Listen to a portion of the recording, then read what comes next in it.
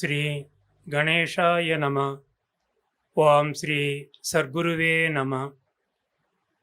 ஐந்து கரத்தனை ஆனை முகத்தனை இந்தின் இளம்பிறை போலும் எயிற்றனை நந்தி மகந்தனை ஞான கொழுந்தினை புந்தியில் வைத்தடி போற்றுகின்றேனே. எல்லாம் வல்ல ஸ்ரீ சர்க்குருநாதரின் திருவடி வணங்கி உங்கள் அனைவருக்கும் அடியேன் முதற்கண் வணக்கத்தை தெரிவித்துக் கொள்கின்றேன். பொதுவாக காலையிலே நாம் எழுகின்றோம். காலையில் நாம் எழுகின்ற பொழுது எதை நாம் நினைக்கின்றோமோ அதன்படி நடந்தால் அந்த நாளை நாம் நல்ல நாள் என்று எண்ணுகின்றோம். நாம் நினைத்தபடி நடக்கவில்லை என்று சொன்னால் அந்த நாளை கெட்ட நாள் என்று நாம் நினைக்கின்றோம். ஆன்மீக துறையில், பக்தி துறையில் ஒரு நாளை எதை வைத்து நாம் நல்ல நாள் என்று எண்ண வேண்டும் என்றால், திருநாவுக்கர் சுவாமிகள் சொல்லியதை போல, பேசின் திருவருளை அல்லால் பேசாத நாளெல்லாம் பிறவாத நாளை என்று சொல்கிறார்கள். வாயை திறந்து பேசுகின்ற பொழுது இறைவனுடைய திருநாமத்தை பற்றி பேச வேண்டும். செவியிலே கேட்கின்ற பொழுது இறைவனுடைய திருநாமத்தை பற்றி கேட்க வேண்டும். இந்த சரீரத்தினால இப்படிப்பட்ட இடங்களுக்கு வந்து பங்கு கொள்ளக்கூடிய வாய்ப்புகள் எப்பொழுதெல்லாம் கிடைக்கின்றதோ அந்த நாளெல்லாம் புனிதமான பொன்னான நாட்கள். பேசாத நாளெல்லாம் பிறவாத நாளை என்று சொன்னால், என்னுடைய திருநாமத்தை சொல்லாத நாட்கள், என்னுடைய திருநாமத்தை கேட்காத நாட்கள், நல்ல காரியம் செய்யாத நாட்களெல்லாம் பிறவாத நாளை இறந்த நாளுக்கு சமானமாக கருதப்படுகிறது அன்பர்களே. ஆக பேசின் திருவருளே என்னுடைய திருநாமத்தை சொல்ல வேண்டும் என்பது முக்கியமான ஒரு கருத்தாக சொல்கிறார்கள். அரியானை அந்தடம் தம் சிந்தையானை அருமறையின் அகத்தானே பெரும்பற்ற புலியூரானை பேசாத நாளெல்லாம் பிறவாத நாளே. இந்த எம்பெருமானை பற்றி, இறைவனை பற்றி நாம் பேசாத நாட்கள் எல்லாம் பிறவாத நாள் என்று சொல்லுகின்ற பொழுது ஒரு பக்தருக்கு சந்தேகம் ஏற்பட்டது. வாரத்தில் 7 நாட்கள் இருக்கின்ற பொழுது எந்த நாளில் இறைவனை வழிபாடு செய்வதற்குரிய நல்ல நாள் என்ற ஒரு சந்தேகம். சுவாமி விவேகானந்தரை சென்று அந்த சீடர் கேட்கின்ற பொழுது சுவாமிஜி அவர்கள் சொன்னார்கள், என்றைக்கு நாம் இறை வழிபாடு செய்கின்றோமோ அந்த நாட்கள் எல்லாம் நல்ல நாட்கள். என்றைக்கு நாம் இறைவனை நினைக்காமல் வழிபாடு செய்யாமல் இருக்கின்றோமோ அந்த நாட்கள்லாம் கெட்ட நாட்கள் என்று சொன்னார்கள். அதை தான் தியாகபிரமம் தியாகராஜர் அவர்கள் ஸ்ரீ ராமபிரானை பார்த்து வரம் கேட்கின்ற பொழுது, ராமா, நான் என் வாயை திறந்து பேசுகின்ற பொழுது என் வாயிலிருந்த ராமா என்ற நாமம் வரட்டும்.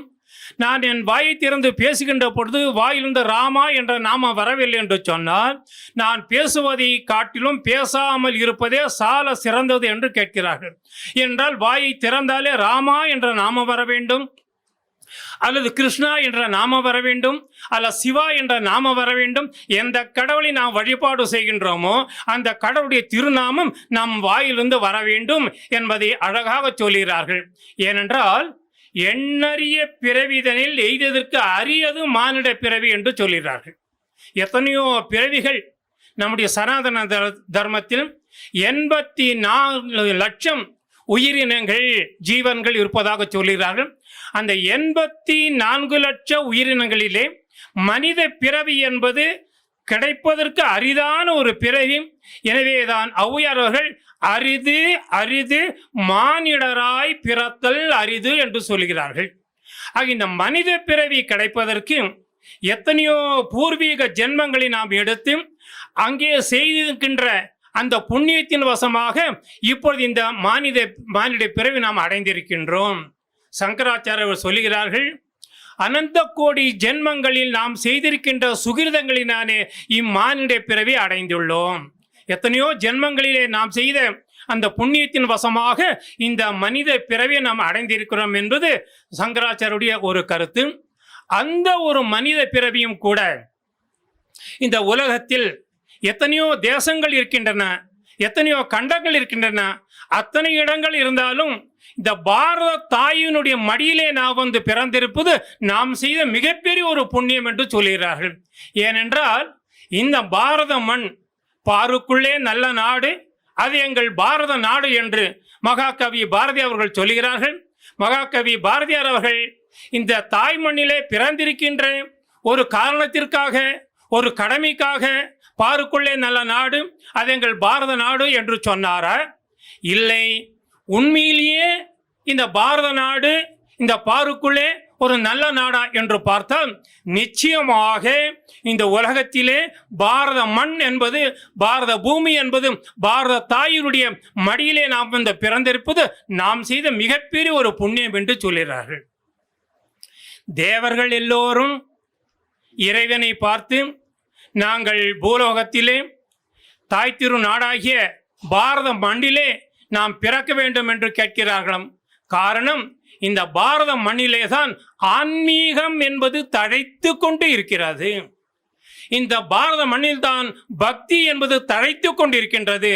எனவேதான் இந்த உலகத்தில் எந்த இடத்தை நாம் எடுத்தாலும், எந்த தேசத்தை எடுத்தாலும், இந்த பாரத மண்ணினுடைய ஒரு மகிமை எந்த இடத்திலும் கிடையாது அன்பர்களே.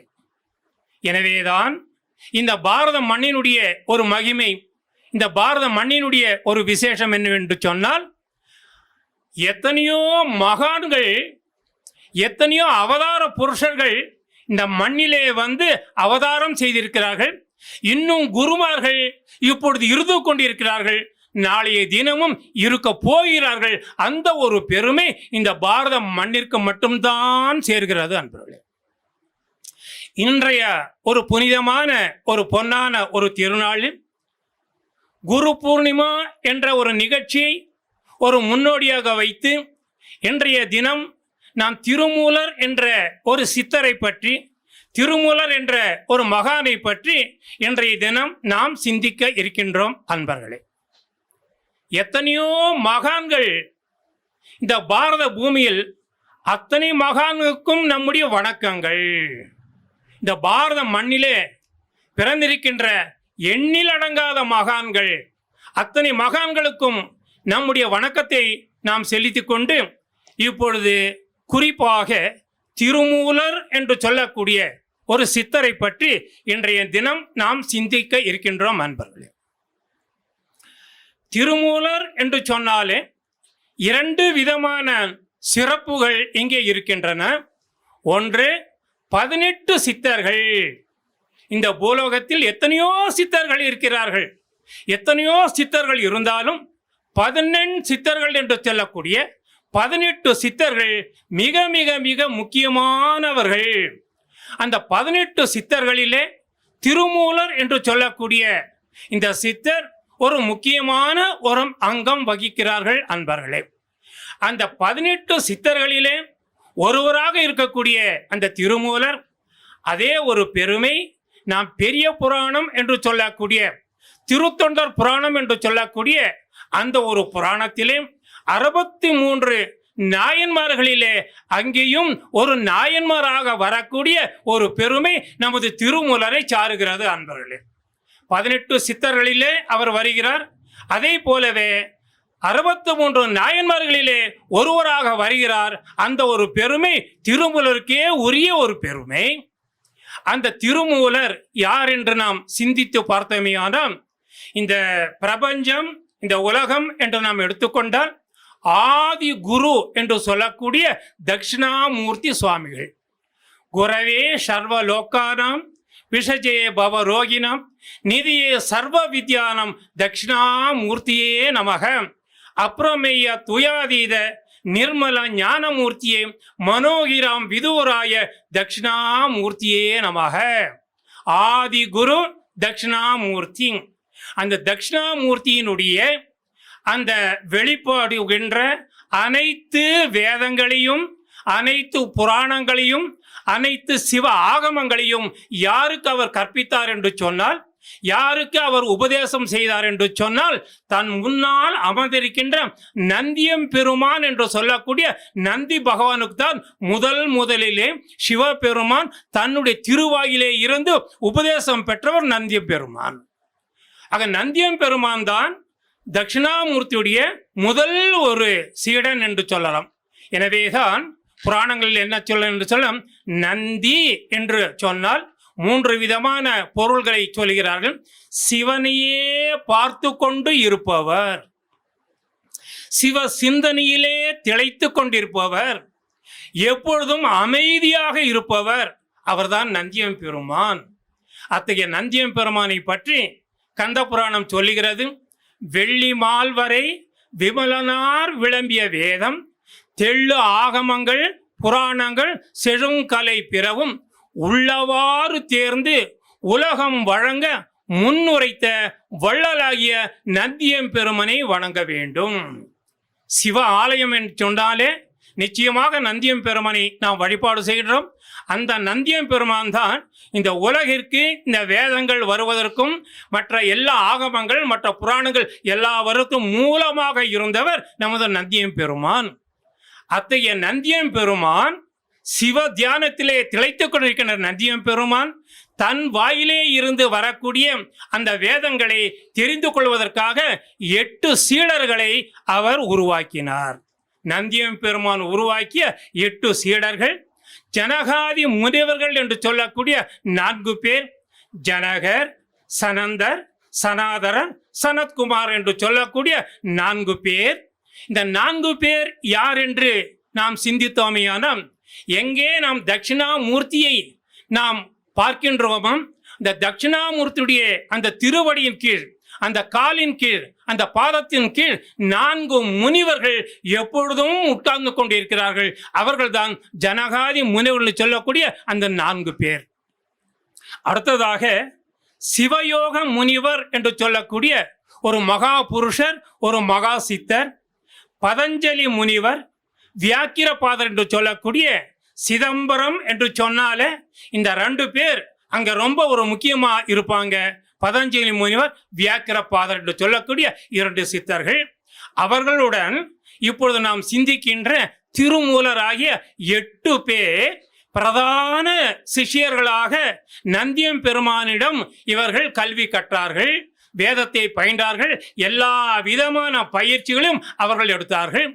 அந்த பயிற்சியின் காரணமாக திருமூலர் அவர்கள் இயற்பெயர் முதலிலே அவருக்கு பெயர் சுந்தரர் என்று சொல்லக்கூடிய சிறப்பான அம்சம். சித்தராக இருந்தார்.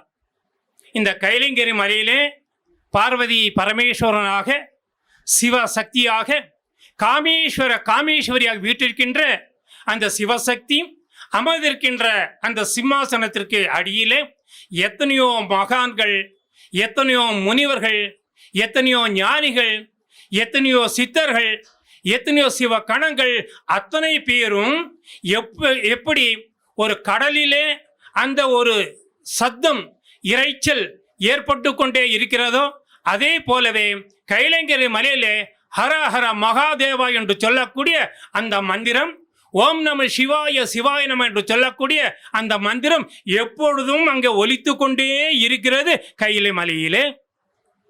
அதை மணிவாசக பெருமான் திருவாசகத்திலே சொல்லுகின்ற பொழுதுகிறார், இன்னிசை வீணையர் யாழினார் ஒருப்பால், இருகொடு தோத்திரம் இயம்பினார் ஒருப்பார், துண்ணிய பிணைமலர் கையினர் ஒருப்பார், தொழுகையர் அழுகையர் துவள்கையர் ஒருப்பார், சென்னியில் அஞ்சலி கூப்பினர் ஒருப்பார், திருப்பெருந்துறை சிவபெருமானை என்று திருப்பழி எழுச்சியிலே சொல்கிறார்கள். அன்பர்களே, அந்த கைலங்கிரி மலையிலே சிவநாமத்தை சொல்லுபவர்கள், சிவ வேதத்தை பாடுகிறவர்கள், அவருடைய இசையிலே திளைப்பவர்கள், இறைவனுடைய திருக்காட்சி கிடைக்கவில்லை என்று ஏங்குபவர்கள், அதற்காக அழுபவர்கள், எல்லா சித்தர்களும் அங்கு இருக்கின்ற பொழுது அதிலே பிரதான ஒரு சித்தராக சுந்தரர் என்று சொல்லக்கூடிய அந்த சித்தரை கைலங்கிரி நாதர் என்று சொல்லக்கூடிய சிவபெருமான் அழைத்தார்.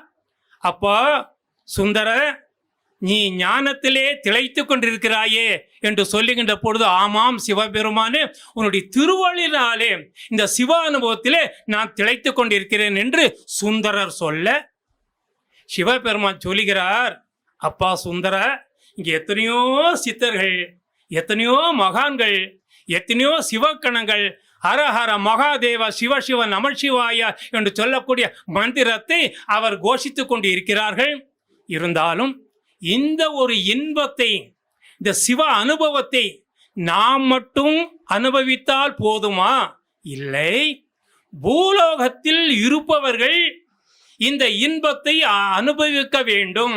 அதற்காக அப்பா சுந்தர சித்தரே, நீ பூலோகத்திற்கு சென்று குறிப்பாக பாரத நாட்டிற்கு சென்று, அதிலும் குறிப்பாக தமிழகத்திற்கு தென்னகத்திலே சென்று, தமிழ்நாட்டிலே சென்று தமிழிலே என்னுடைய பெருமைகளையும் வேதத்தினுடைய சாராம்சங்களையும் கர்ம மார்க்கம், பக்தி மார்க்கம், யோக மார்க்கம், ஞான மார்க்கம், அதுவும் மட்டும் அல்லாமல் இந்த உலகத்திலே மனிதனாக பிறந்தவர்கள் எப்படி வாழ வேண்டும் என்ற அந்த வாழ்வில் கருத்தையும் நீங்கள் அவர்களுக்கு சொல்ல வேண்டும் என்று சிவபெருமான் அருள் செய்ய, சிவபெருமான் உத்தரவிட அந்த அருள் ஆணையை ஏற்றுக்கொண்ட சுந்தரர் என்று சொல்லக்கூடிய அந்த சித்தர் தென்னகத்திற்கு வருகிறார். அகஸ்திய முனிவரை காண்பதற்காக வருகிறார். அப்படி வருகின்ற பொழுதுதான் அங்கே ஒரு சிறப்பான ஒரு நிகழ்ச்சி நடந்தது. சாத்தனூர் என்று சொல்லக்கூடிய திருவாடுதுறை என்று சொல்லக்கூடிய இடத்திற்கு அருகில் இருக்கக்கூடிய ஒரு கிராமம், சாத்தனூர் என்று சொல்லக்கூடிய ஒரு கிராமம். அந்த கிராமத்தின் வழியாக சுந்தரர் என்ற சொல்லக்கூடிய அந்த சித்தர் எல்லா ஆகமங்களையும் கற்றவர், வேதங்களை கற்றவர், வாழ்விலை பற்றி நன்றாக புரிந்து கொண்டவர். வருகின்ற பொழுது ஒரு இடத்திலே பல மாடுகள், அந்த மாடுகளை மேய்ப்பவன் என்று சொல்லக்கூடிய அவருடைய பெயர் மூலன் என்ற பெயர்.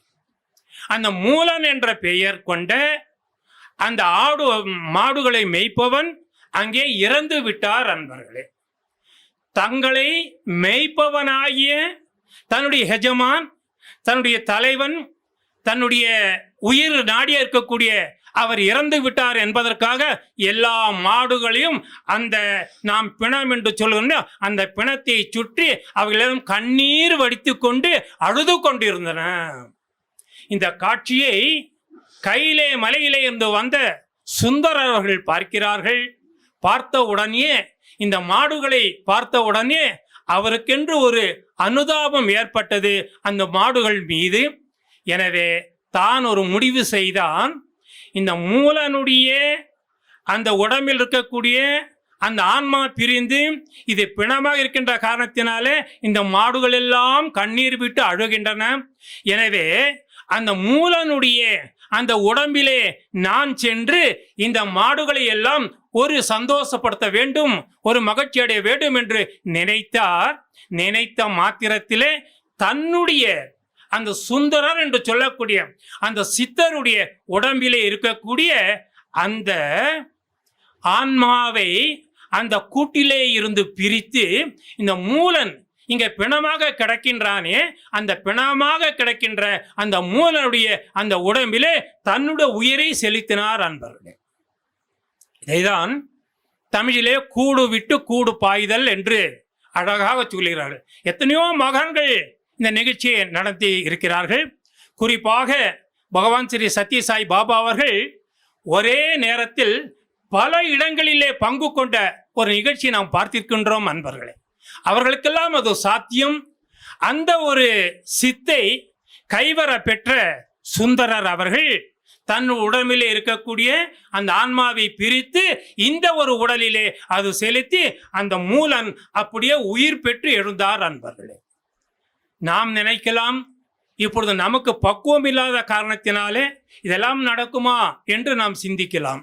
அன்பர்களே, ஒரு நிகழ்ச்சியை சொல்ல நான் கடமைப்பட்டிருக்கின்றேன். ஆதி சங்கராச்சாரியார் அவர்கள் தன்னுடைய ஆசிரமத்திலே இருக்கின்ற பொழுது ஒரு மன்னன், நாட்டை ஆளக்கூடிய ஒரு அரசன் சங்கராச்சாரியரை பார்ப்பதற்காக வந்தார்.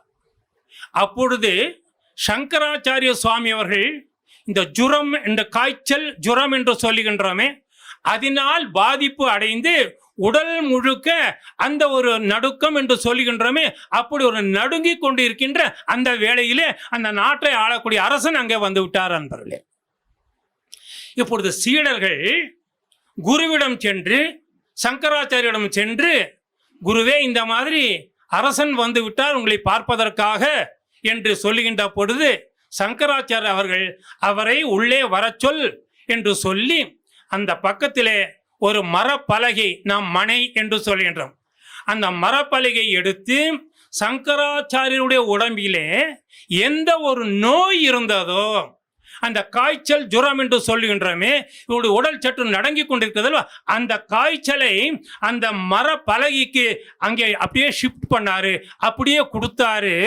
அந்த மனை இவருடைய உடம்பிலே அந்த ஜுரம் இருக்கின்ற பொழுது காய்ச்சல் எப்படி நடுங்கினாரோ அது போல அந்த மனை நடுங்கிக் கொண்டே இருக்கிறது. இந்த அரசன் வருகின்ற பொழுது அரசன் எந்த ஒரு சந்தேகத்தை கேட்டாரோ அவருக்கு காட்சி கொடுத்து அவருடைய சந்தேகத்தை நீக்கி அவர் சென்ற பிறகு அந்த மர பலகையிலே இருந்து அந்த நோயை தான் பெற்றுக்கொண்டார். இதை பார்த்த சீடர்கள் சுவாமிஜியிடம் கேட்கிறார்கள், சங்கராச்சாரியிடம் கேட்கிறார்கள், சுவாமி இவ்வளவு நேரம் அந்த மரப்பலகை ஆடியது இப்பொழுது ஆடவில்லை என்று சொல்லுகின்ற பொழுதால் சங்கராச்சாரியர் சொல்லுகிறார்கள், என் உடம்பில் இருக்கக்கூடிய அந்த நோயை அந்த மரப்பலகைக்கு நான் கொடுத்தேன், இப்பொழுது நான் எடுத்துக்கொண்டேன் என்று சொல்லுகின்ற பொழுதுதான் மகான்கள் நினைத்தால் எதை வேண்டுமானாலும் செய்யலாம் என்பது நாம் கண்கூடாக பல நிகழ்ச்சிகள் பல உதாரணங்களை சொல்லலாம் நண்பர்களே. எனவே மூலன் எழுந்தான், மாடுகள் எல்லாம் மிக்க மகிழ்ச்சி அடைந்தது. மாலை வேளை வந்தது, அந்த மாடுகள் எல்லாம் தானாகவே தங்களுடைய வீட்டிற்கு வந்தது. இந்த மூலனும் அந்த மாடுகளை அவர் ஓட்டி கொண்டு ஊருக்கு வருகிறார். ஊருக்கு வந்து அவருடைய வீட்டுக்கு நாம் செல்ல வேண்டும் அல்லவா? ஆனால் உடம்பு மூலனுடைய உடம்பு, உள்ளே இருக்கக்கூடிய ஆன்மா, உள்ளே இருக்கக்கூடிய உயிர் சித்தருடைய ஒரு உயிர். எனவே இவர் வீட்டுக்கு உள்ளே போக முடியாம தவிச்சிட்டு இருக்காரு.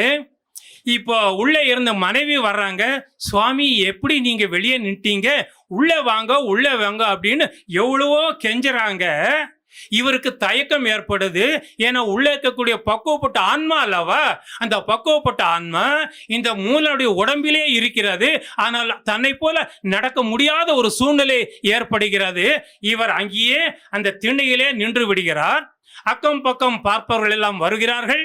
இந்த மூலனிடம் சொல்கிறார்கள், சுவாமி ஏன் வீட்டுக்குள்ள வராம இப்படி நீங்க இருக்கீங்க அப்படின்னு அப்படியே ஒரு உரையாடல் அப்படி இப்படி பேசிக்கொண்டிருக்கின்ற பொழுதுதான் இவர் பேசக்கூடிய அந்த வார்த்தைகள் எல்லாம் ஞானத்தை சார்ந்து கொண்டு இருக்கின்ற பேச்சாக இருக்கின்ற காரணத்தினாலே அங்கே இருக்கக்கூடிய மக்கள் நினைத்தார்கள் இவர் ஏதோ ஒரு மனோநிலை மாறிவிட்டார், இவர் மனதிலே ஒரு பித்தம் ஒரு பைத்தியம் ஏற்பட்டு விட்டது, இவருடைய வார்த்தையே மாறி வருகிறது என்று சொல்லி இந்த மனைவியிடம் சொன்னார்கள், அம்மா உன்னுடைய கணவனுடைய உடம்பிலே இருக்கிறார்கள், ஆனால் ஏதோ ஒரு மாற்றம் தெரிகிறது, எனவே அவரை உன் கணவனாக நீ வரிக்க முடியாது, நீங்கள் நினைக்க முடியாது, நீங்கள் விட்டு விடுங்கள் என்று சொல்லி ஒரு சமாதானப்படுத்தினார்கள். அந்த சமாதானப்படுத்திய பிறகு இந்த மூலன் என்று சொல்லுகிறோம் அல்லவா, அது வரைக்கும் அவருடைய பெயர் மூலன். ஆனால் சித்தருடைய ஆன்மா எப்பொழுது உடம்புக்கு வந்து ஞான பிரகாசமா இருந்ததோ திருமூலர் என்று அழைக்கப்பட்டார். இவர் அந்த மாடுகள் மேய்த்து கொண்டிருந்தோம் அல்லவா, அந்த இடத்திற்கு சென்று அந்த உடம்பை பார்த்தார். அந்த உடம்பு அங்க காண. இதை இறைவனுடைய திருவிளையாடல் என்றே சொல்ல வேண்டும். எனவே இந்த உடம்பிலே தங்க வேண்டும் என்று இறைவன் நினைத்தாரோ என்னவோ தெரியவில்லை, இவர் அந்த மூலன் என்ற உடம்பிலே இவர் இப்பொழுது வாசம் செய்து கொண்டிருக்கிறார். அன்பர்களே, பக்கத்தில் இருக்கக்கூடிய ஒரு காட்டிற்கு சென்று இவர் தவம் செய்கிறார் திருமூலர் அவர்கள். அப்படி தவம் செய்து ஒரு வருடம் தியானத்திலே மௌனத்திலே தவம் செய்து கண் விழிக்கிறார். ஒரு பாடலை பாடுகிறார்கள் அன்பர்களே. இதை போல 3000 ஆண்டுகள் தவம் செய்து 3000 பாடல்களை திருமந்திரமாக 12 திருமுறை திரட்டு என்று சொல்கின்றோம். இந்த 12 திருமுறை திரட்டுகளிலே 10ஆம் திருமுறை என்று சொல்லக்கூடிய இந்த திருமந்திரத்தை நமக்கு அருளியவர் நமது திருமூலர் அவர்கள்.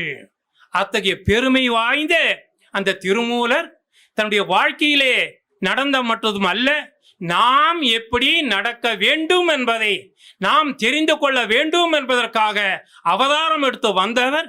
கைலங்கிரியிலே சித்தராக இருந்தவர். தமிழ்நாட்டிலே நம்மை போன்ற ஆன்மாக்கள் மேல்நிலை அடைய வேண்டும் என்பதற்காக அருளிய ஒரு அருள் நூல்தான் திருமந்திரம். அந்த திருமந்திரத்தை நமக்கு அருளியவர் திருமூலர் அவர்கள்.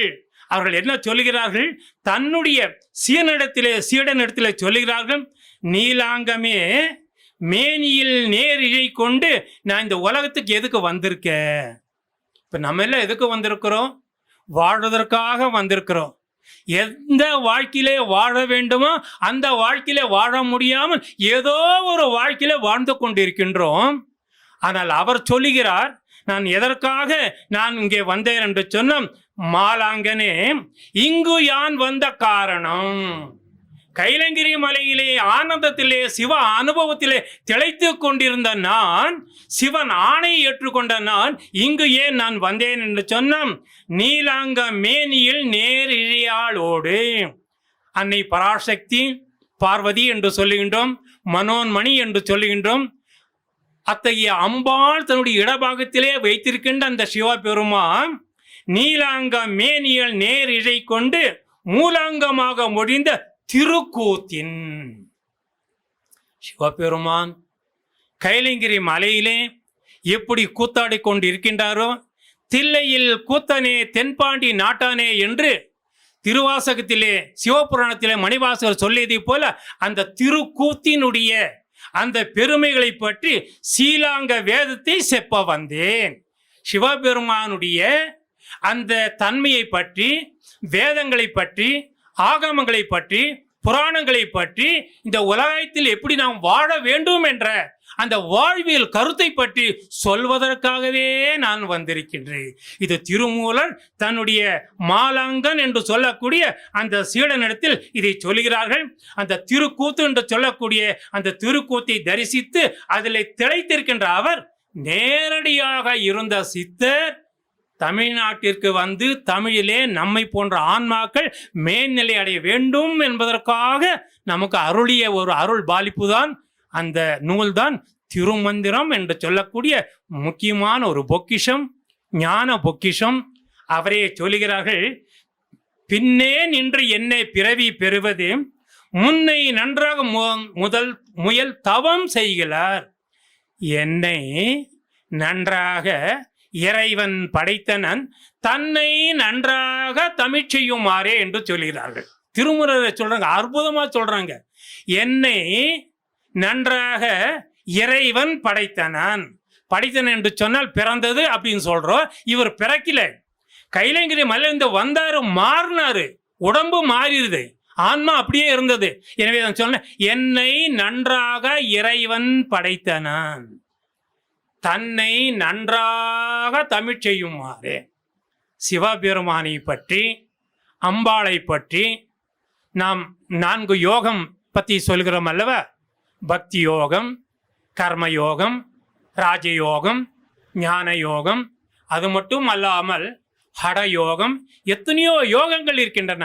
அத்தனை முறைகளும் அல்லாமல் சாதாரணமாக நம்மை போன்ற ஆன்மாக்கள் இந்த உலகிலே வாடுகின்ற பொழுது எப்படி வாழ வேண்டும் என்ற அந்த வாழ்வியல் கருத்துக்களை எல்லாம் நமது சொல்வதற்காகவே என்னை நன்றாக இறைவன் படைத்தனன் தன்னை நன்றாக தமிழ் செய்யுமாறு, தமிழிலே சொல்ல வேண்டும் என்பதற்காகவே இறைவன் என்னை அனுப்பினார் என்று அற்புதமாக சொல்லுகிறார் திருமூலர் அவர்கள்.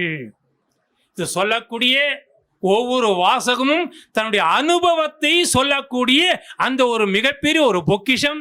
ஏனென்றால் கையிலே சிவ அனுபவத்திலே திளைத்து கொண்டிருக்கின்ற அவர் சொல்லுகிறார், அன்பர்களே, பேசுபவர்களுக்கும் பாடுபவர்களுக்கும் நிர்வாகம் செய்பவர்களுக்கும் எப்பொழுதும் ஒரு அகந்தை இருப்பதாக பொதுவாக சொல்லப்படுகிறது. அன்பர்களே, அந்த அகந்தை கூடாது என்பதற்காக சிவ அனுபவத்திலே திளைத்து கொண்டிருக்கின்ற திருமூலர் அவர்கள் எனக்கு இப்ப என்ன சொன்னாரு, என்னை நன்றாக இறைவன் படைத்தனர் தன்னை நன்றாக தமிழ் செய்யுமாறே என்று சொன்ன அந்த திருமூலர் என்ன சொல்றாரு, எனக்கு ஒண்ணுமே தெரியாதுங்கிறார். இதான் ஞானிகளுடைய சித்தருடைய ஒரு மகத்துவம் என்று சொல்லலாம். எனக்கு ஒண்ணுமே தெரியாது. என்ன சொல்றாரு, யார் அறிவார் எங்கள் அண்ணல் பெருமையே, யார் அறிவார் அகலமும் நீளமும், பேரறியாத பெரும் சுடர் ஒன்றதின் வேறறியாமல் விளம்புகின்றேன்னு. சிவானுபவத்திலே திளைத்து கொண்டிருக்கின்ற சிவ நாமத்தையே தன்னுடைய உயிர் மூச்சாக கொண்டிருக்கின்ற இந்த சுந்தரன் என்று சொல்லக்கூடிய சித்தர் தன்மையில் இருந்தக்கூடிய அந்த சித்தரே இப்போ திருமூலராக சொல்லுகின்ற பொழுது யார் அறிவார் எங்கள் அண்ணல் பெருமையை என்று சொல்கிறார்கள். அந்த சிவபெருமானுடைய அந்த பெருமையை முழுமையாக யாருக்கு தெரியும் என்று சொன்னால் யாருக்கும் தெரியாது. யார் அறிவார் எங்கள் அண்ணல் பெருமையை? அதை பகவான் குருதேவர் ராமகிருஷ்ண பரமஹம்சர் சொல்கிறார்கள். இந்த கடல் நீரை நாம் இங்க் என்று சொல்ல மையாக எடுத்து மேரு மலையை நாம் அதை தாளாக வைத்து கற்பகம் என்று சொல்லக்கூடிய அந்த ஒரு பேனாவினாலே அந்த இரவுடைய பெருமையை சரஸ்வதி தேவி கலைமகள் எழுதினாலும் கூட அந்த இறைவனுடைய பெருமையை முழுமையாக யாராலும் எழுத முடியாது. எழுதுபவள் கலைமகள், அந்த எழுத்து பேனா கற்பகம், அந்த மை கடலின் அளவிற்கு அந்த மை. அப்படிப்பட்ட ஒரு தன்மையிலே அந்த மேருமலியை ஏடாக பேப்பர் தாள் என்று சொல்லும் எழுதினாலும் கூட எழுத முடியாது என்று சொல்கிறார். அத்தகைய பெருமை வாய்ந்தான் நம்முடைய பரம்பொருள். யார் அறிவார் எங்கள் அண்ணல் பெருமையை? யார் அறிவார் அகலமும் நீளமும்? இப்போ ஒருத்தரை நம்ம குறிப்பிடுறோம் அப்படின்னா இந்த அளவுக்கு உயரம் இருப்பாரு, ஒரு 5 அடின்னு சொல்லலாம். இல்லை எந்த அளவுக்கு ஒரு உயரமா இருக்கிறோ அதை உயரத்தை சொல்லலாம். எந்த அளவுக்கு ஒரு பருமனா இருக்கிறாரோ அந்த பருமனை நாம் சொல்லலாம். எந்த அளவுக்கு ஒரு அந்த வெயிட் என்று சொல்றோமே அதை நம்ம சொல்லலாம். இந்த நிறம் என்று சொல்லலாம். ஏதாவது ஒரு அடையாளம் சொல்லலாம். ஆனால் யார் அறிவார் எங்கள் அண்ணல் பெருமையை? யார் அறிவார் அகலமும் நீளமும்? எந்த ஒரு அகலத்தையும் நாம் குறிப்பிட முடியாது, எந்த ஒரு உயரத்தையும் குறிப்பிட முடியாது. அத்தகைய பெருமையை கொண்டவர் எங்கள் பெருமான், அந்த சிவ பெருமான். அகலமும் நீளமும் பேர் அறியாத பெரும் சுடர். இந்த வார்த்தையை நாம் சிந்திக்க வேண்டும் அன்பர்களே.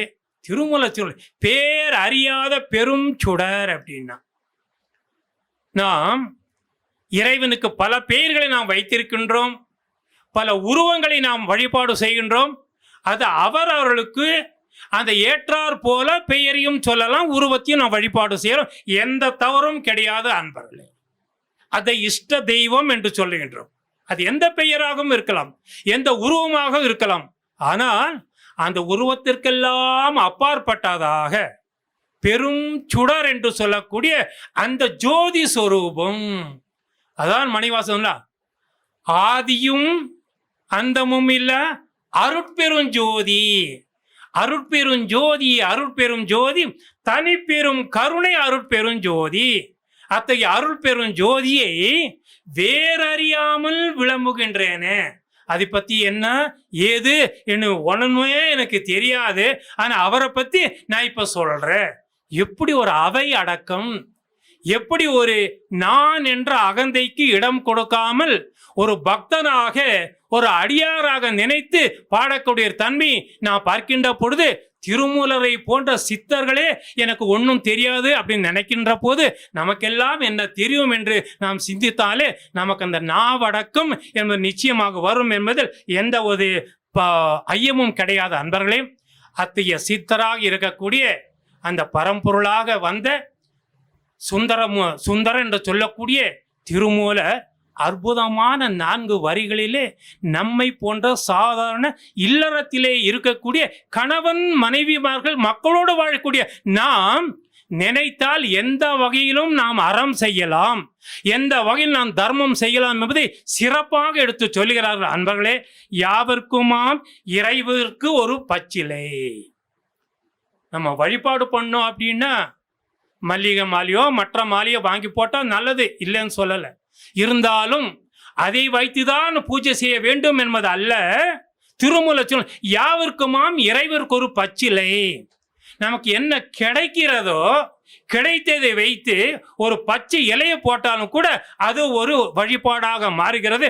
யாவர்க்குமாம் இறைவருக்கு ஒரு பச்சிலை, யாவர்க்குமாம் பசுவுக்கு ஒரு வாயுரை. இங்க பசு அப்படின்னு சொன்ன 2 விஷயத்தை நம்ம பார்க்கலாம். ஒன்று பசுன்னா மாடு, இன்னொன்று உயிரினங்கள். மற்ற உயிரினங்களுக்கு நம்மால் எது முடிகிறதோ அந்த ஒரு சேவையை நாம் செய்ய வேண்டும். யாவர்க்குமாம் பசுக்கு ஒரு வாயுரை என்று சொன்னால் ஏதாவது ஒரு புல்லோ நம்மால் முடிஞ்ச ஏதோ ஒரு செய்ய வேண்டும் என்ற 2வது கருத்து. 3வது சொல்கிறார்கள் உண்ணும் போது ஒரு கைப்பிடி. நாம் காலையிலையோ அல்லது மத்தியானமோ நாம் அரிசி சமைக்கின்றோம். அந்த அரிசி சமைக்க எடுக்கின்ற பொழுது அந்த அரிசியிலே இருந்து ஒரு பிடி அந்த அரிசியை எடுத்து வைத்து அது எல்லாம் அக்குமுலேட், அதெல்லாம் ஒன்றான பிறகு ஏதோ ஒரு அனாதை ஆசிரமத்திற்கு, ஏதோ ஒரு முறியோது இல்லத்திற்கு நாம் கொடுத்தால், எங்கே அன்னதானம் நடைபெறுகிறதோ அந்த இடத்திற்கு கொடுத்தால் அது நமக்கு ஒரு புண்ணியமாக மாறுகிறது. உண்ணும் போதொரு கைப்பிடி, யாவர்க்குமாம் பிறர்க்கு இன்னுரை தானே. அற்புதமான வார்த்தைகள், நாம் எல்லாம் அதிசயிக்கக்கூடிய வார்த்தைகள். அன்றாட நாம் தவறு செய்திருக்கின்ற இந்த தன்மை நாம் புரிந்து கொள்ளக்கூடிய ஒரு வார்த்தை, யாவர்க்குமாம் பிறர்க்கு இன்னுரை தானே. எதையும் நீ செய்யவில்லை என்றாலும் பரவாயில்ல, மற்றவர்களை பார்க்கின்ற பொழுது ஒரு இனிமையான சொற்களை சொன்னாலே அது மிகப்பெரிய தர்மமாக மாறுகிறது. அன்பர்களே, இதைதான் சொல்லுகின்ற பொழுது அழகாக சொல்கிறார்கள் திருநாவுக்கரசர் சுவாமி சொல்கிறார்கள், பூவினுக்கு அருங்கலம் பொங்கு தாமரை, ஆவினுக்கு அருங்கலம் அறநெஞ்சாடுதல், கோவினுக்கு அருங்கலம் கொட்டமில்லாது, நாவினுக்கு அருங்கலம் நமசிவாயவே. இந்த நாக்கு நம்ம சொல்றோம் இல்லையா, இந்த நாவிற்கு அருங்கலம், இந்த நாக்கிற்கு என்ன பெருமைன்னு சொன்னா, நாவிற்கு அருங்கலம் நமசிவாயவே. நாக்குனால நமசிவா என்று சொன்னால்தான் அந்த நாக்கிற்கு ஒரு பிரயோஜனம். நாராயணா என்னாத நாவு என்ன நாவோ என்று ஒரு ஆழ்வார் கேட்கிறார்கள். அதான் திருமூலருக்கு சொல்கிறார்கள், யாவர்க்குமா பிறர்க்கு இன்னுரை. நல்ல வார்த்தைகளை பேசினாலே அதுவும் ஒரு தர்மம் என்று சாதாரண மக்களாகி நாம் புரிந்து கொள்ள அளவிற்கு நமக்கு சொல்லி தந்தவர் திருமந்திரம் என்ற ஒப்பற்ற ஒரு ஞான பொக்கிஷத்தை அருளி திருமூலர் அவர்கள். அந்த திருமூலருடைய அந்த அருளினாலே நம்ம எல்லா செல்வங்களையும் பெற்று அவர் என்ன நமக்கு போதித்திருக்கிறோ அதையெல்லாம் தெரிந்து நாம் வாழ்க்கையிலே நடைமுறைப்படுத்தி மேல்நிலையை அடைய எல்லாம் வல்ல இறைவன் நம்மை ஆசீர்வதிக்க வேண்டும் என்று பிரார்த்தனை செய்து நல்லதொரு வாய்ப்பினை நல்கிய சுவாமிஜிமார் அவர்களுக்கு நன்றி கூறி விடைபெற்றுக் கொள்கின்றேன். நன்றி, வணக்கம், ஜெய் சத்குரு.